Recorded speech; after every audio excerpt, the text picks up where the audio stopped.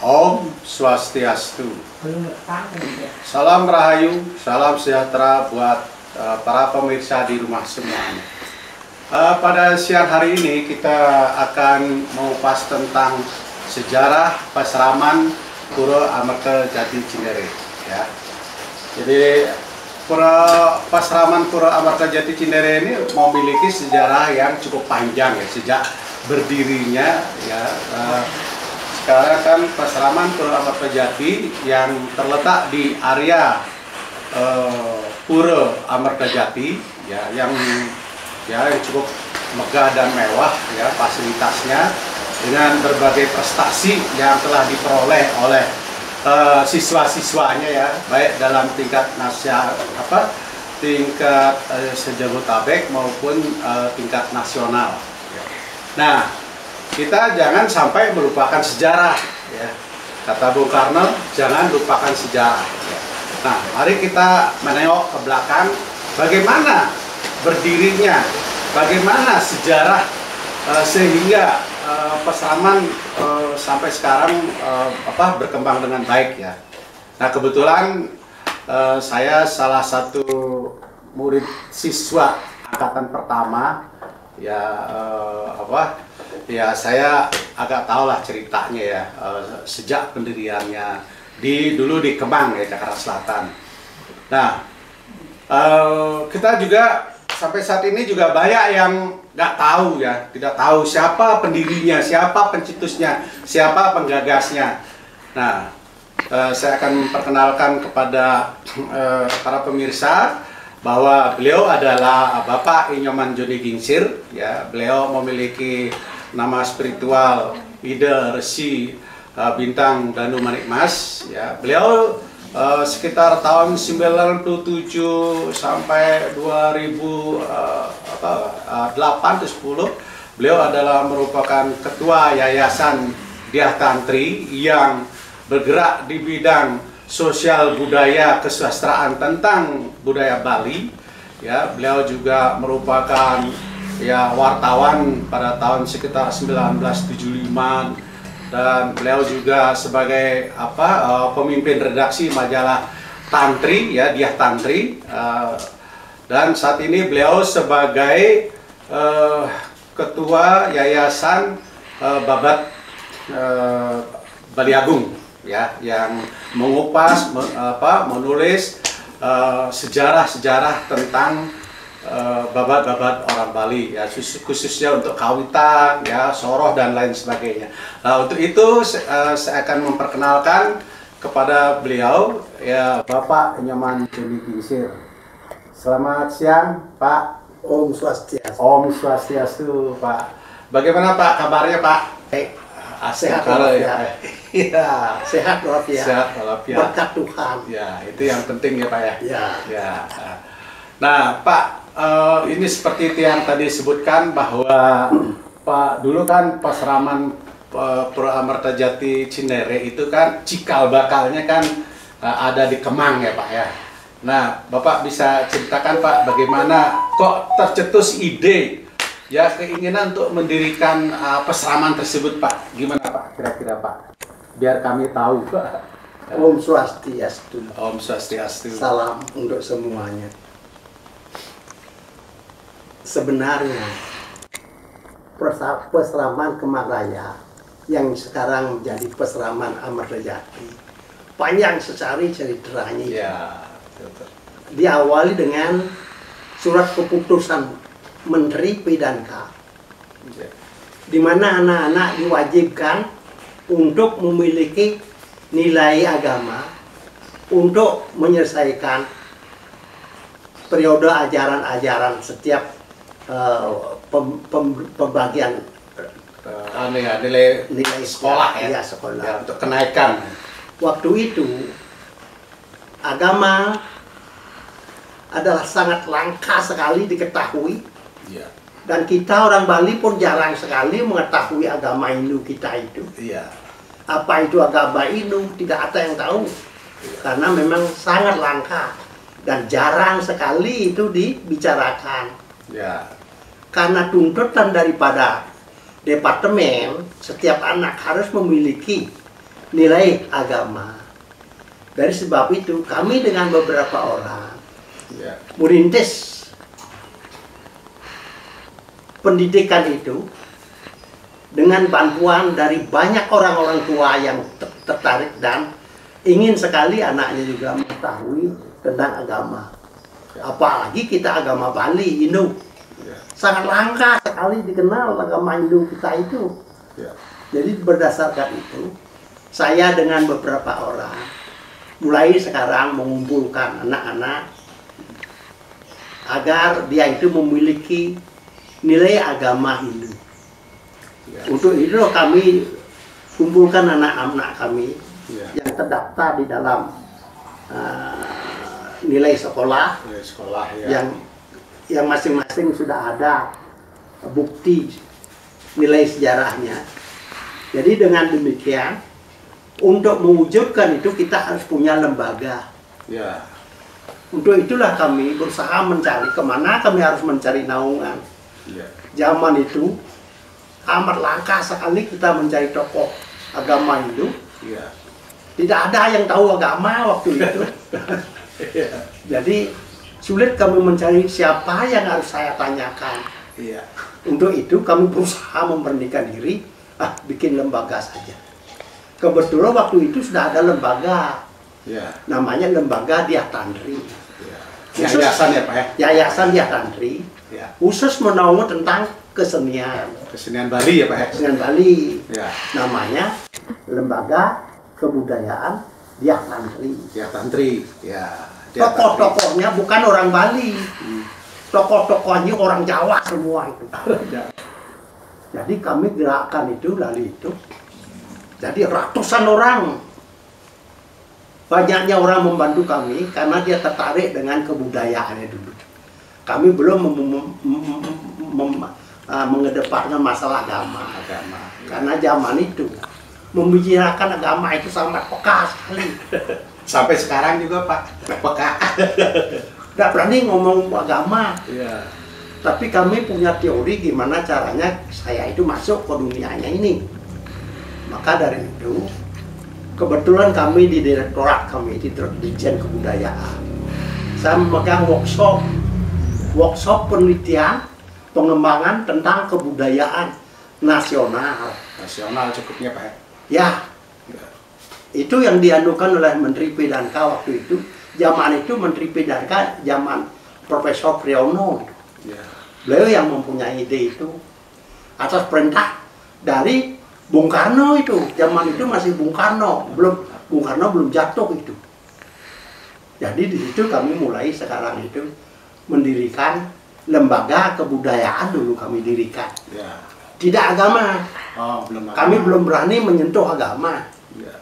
Kebudayaannya kami mulai dengan memasukkan lembaga kebudayaan Diah Tantri. Kenapa Diah Tantri namanya kami pakai?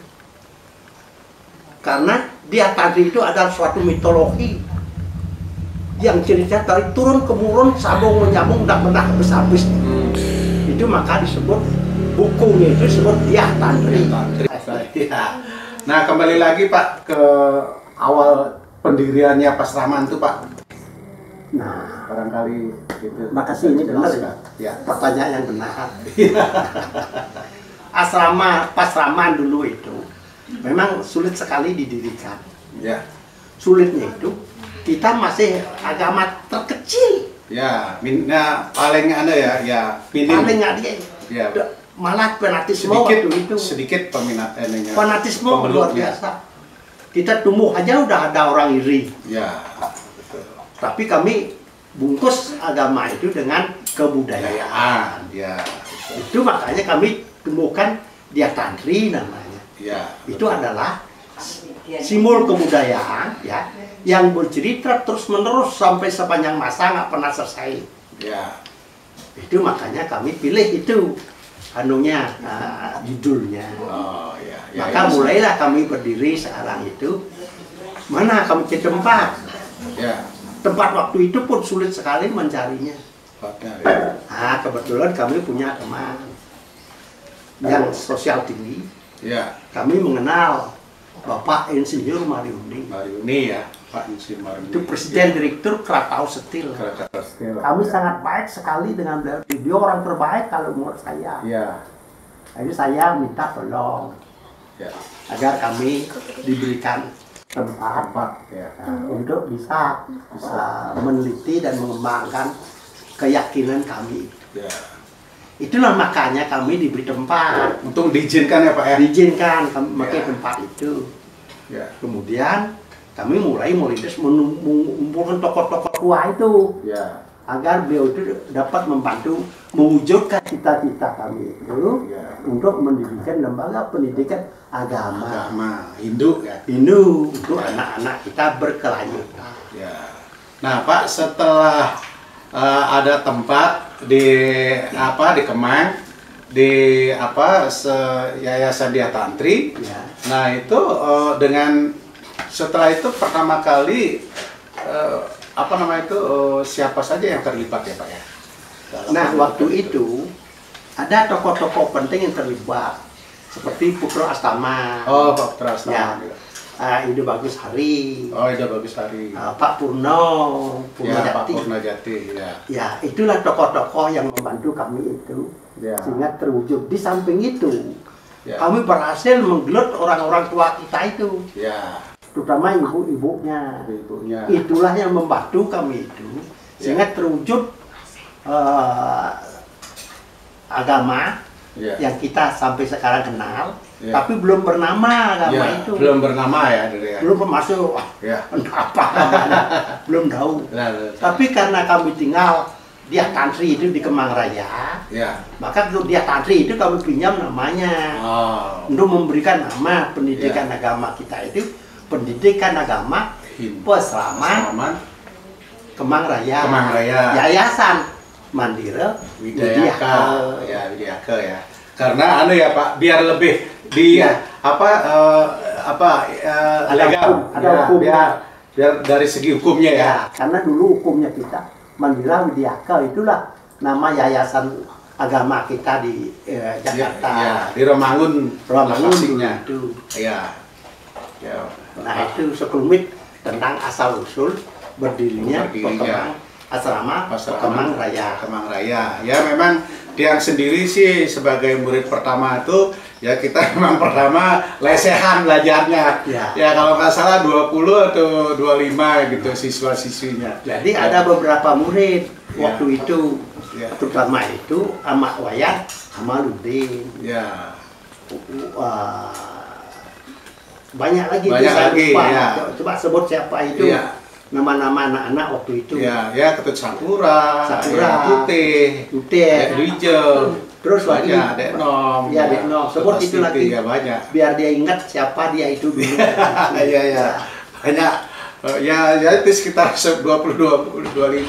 Nah setelah itu Pak, ya kalau nggak salah ya itu Pak Purno Taman Bali ya, yang jadi ketua kepala sekolahnya kalau nggak salah ya. Nah Pak, setelah itu dengan adanya bangku-bangku itu gimana Pak? Nah, siapa yang ada ide sekarang itu. membiayai itu? Ide Bagus Hari. Oh, Ide Bagus Hari. Dia mau mendirikan sekolah. Ya. Saya diminta biar bisa membuatkan bangku. Ya. 200 bangku. 200 bangku. Ya kebetulan kami waktu itu punya mesin-mesin processing. Oh ya. Jadi kami kerjakan ordernya itu yang 200 itu ya. bangku ya. banyaknya itu. Ya, ya. Nah, kami serahkan lalu ke Kemang Raya. Kemang Raya, ya. Dari bangku itulah lalu kita melanjutkan pendidikan agama di Kemang Raya itu. Ya, betul Pak. Nah, oke, ini di Kemang Raya ya dengan berjalannya waktu ya Pak ya, karena kalau nggak salah, nah itu kenapa Pak pindah ke IIP ya Pak, Institut Ilmu Pemerintahan pada waktu itu ya. Kalau nggak salah sekitar tahun 80-an lah, 81, 82 itu Pak. Ya. Kenapa sampai pindah ke IIP Pak? Itu, ya. lalu di Kemang Raya itu kan punya orang. Oh, tempatnya itu Pak, akan dipakai tempat itu. Dipakai, ya. Oleh karena itu kita berusaha sekali mendebat Ya. agar bisa melanjutkan pendidikan anak-anak itu. Ya. Maka dapat minjam tempat di IIP. IIP. Ya, sekarang namanya jadi IPDN itu. Oh ya, IPDN. Institut Pemerintahan Dalam Negeri. Betul. Ya, di Kemang Raya juga. Itu disebut oleh Pak Nate waktu Pak itu. Ketut Nate. Pak Ya. Ketut Nate. Beliau dosen, salah satu dosen. Ya, beliau yang memberikan tempat itu IIP. sehingga kita bisa melanjutkan pendidikan agama untuk anak-anak. Nah, ya. Dan di sana sih nggak terlalu lama kayaknya tuh ya. Ya setelah itu, Ya, setelah itu lalu baru pindah ke SMP Ya. untuk mendekatkan anak-anak dari rumahnya. Ya. Jadi SMP itu serba dekat. Ya. SMP Negeri 85 Pondok Labu. Ya, itu. Jalan Marga Satwa nomor 1 ya, dekat Pasar Pondok Labu. Ya itu. Ya itu. Itu ya atas prakarsa Bapak Ketut Surate. Ya dia Ya, guru. kebetulan guru di SMP 85 ya. ya. Kebetulan saya juga mantan SMP 85 dulu ya Pak. Di situ juga nggak lama kayaknya tuh. Ya. Ada setahun barangkali. Ya akhirnya Akhirnya dari perkembangan karena banyak orang tua itu bersimpati. ya bersimpati. Akhirnya kita mendapatkan tempat Ya. di Cinere. Ya, Pura Amarta Jati Cinere. Ya, belum menjadi pura, masih Belum ya? masih sawah. Yang danau itu. Iya, masih dan lalu kita rame-rame buat sekolah. Ya. Yang Itu penting- tahun anu Pak 1985 itu. Iya, ya, barangkali ya. Ya, 1985. Maka dari itu adalah sekolah Posraman Cinere, Ya. Raya, Ya. Amarta Jadi, Pura Amarta Jati Cinere Ya. ya. Karena sudah diserahkan ke sana ya Pak. dan ya? diserahkan kepada kami Ya. untuk mengelola pura Mengelola, itu. ya, pas Tadi zaman belum itu ada ya. pura, Belum ada pura ya. ya masih sawah. Sama ya. Anu dulu masih ketua Banjarnya Pak Putra Astaman. Pak Putra sama. Ya, oke.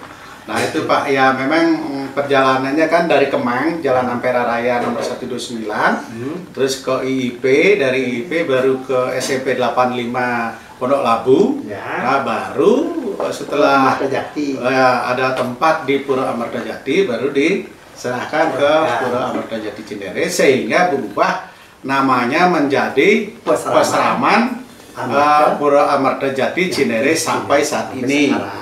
Ya, nah ini saya juga terima kasih Pak sudah dengan gamblang untuk menceritakan sejarah daripada berdirinya Pura Amarta Jati Pasramannya Pak ya, Pura Amarta Jati Cinere. Nah, sekarang apa kira-kira Pak apa pesan-pesan Bapak, harapan Bapak untuk para penerusnya sekarang ini Pak? Sekarang Apa Pak? Ya Pak. perkembangan dari agama itu sangat maju sekali. Iya. Kenapa ada maju? Pendidikan agama sudah jadi permanen. Iya. Kedua, malah sudah meningkat sekarang. Ya. Sudah ada setah. Setah ya, sekolah tinggi. Sekolah tinggi agama Hindu. Saya sekarang itu sangat bangga. Bahagia sekali rasanya. Ternyata apa yang kita rintis itu ternyata tumbuh dengan subur. Ya. Mudah-mudahan dia akan berkembang terus, Iya. berbuah, berkembang, berbuah, dan tumbuh lagi. Ya. Itulah saran saya. Ya. Oke, ya. Terima kasih banyak nih Pak. Semoga wacana kita hari ini ya mendapatkan memberikan pencerahan ya kepada para pemirsa di rumah. Semoga semuanya maju ya, terutama perkembangan agama Hindu di Jakarta khususnya ya, seperti pesan beliau ya, selalu berkembang dan kita bisa mengamalkan agama yang kita anut ya, yaitu agama Hindu. Dan ada sedikit lagi Ya, saya ada pesan, lagi Pak. Gimana, Pak? agar lembaga pendidikan ini bisa berkelanjutan, Ya. terutama generasi ke generasi. Ya. Terutama sekali orang-orang tua kita ini. Jangan dilepaslah anak-anak itu. Ya. Perlu dituntun, dikontrol, Ya. agar tujuan kita mendirikan agama Hindu ini berkelanjutan Ya. sampai ke anak cucu, Ya. sampai seterusnya, sehingga agama Hindu kita itu Hidup berkesinambungan Ya. sesuai dengan pesan itu yang Pramuka Wisu Acintio. Jangan engkau lupa hidupmu itu adalah Tuhan. Ya. Kalau Tuhan tidak mengenal kamu, kata kamu tidak dapat apa-apa. Ya. Oleh karena itu, dekatkanlah diri kita dengan Tuhan. Kemana kita harus mendekatkan diri? Ke agama. Karena agama itu cahaya Tuhan yang tidak akan habis-habis, dan di samping itu tidak pernah bohong. Benar apa yang dikatakan Tuhan itu ini benar. Nah, demikianlah pesan agama itu mengatakan. Ya. Oke, ya. Suksma Pak, terima kasih banyak. Om Dan Santi. kita ya, Om Santi. Oh.